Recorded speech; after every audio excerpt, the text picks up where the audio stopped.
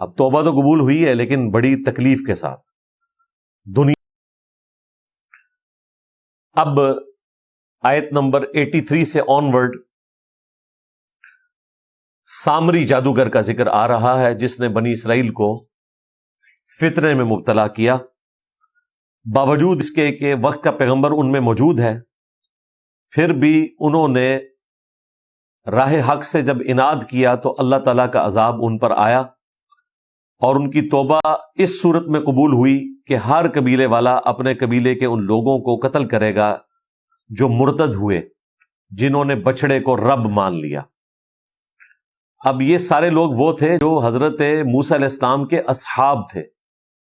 اور یہ کوئی سینکڑوں کی تعداد میں نہیں تھے، 70,000 کے قریب لوگ تھے جو ایک دن میں مرتد ہوئے، اور وہ سب کے سب قتل کیے گئے. اب توبہ تو قبول ہوئی ہے لیکن بڑی تکلیف کے ساتھ. دنیا میں تو تکلیف کاٹنی پڑی، کتنی عورتیں بیوہ ہو گئیں، کتنے بچے یتیم ہو گئے، لیکن ان لوگوں کی آخرت بن گئی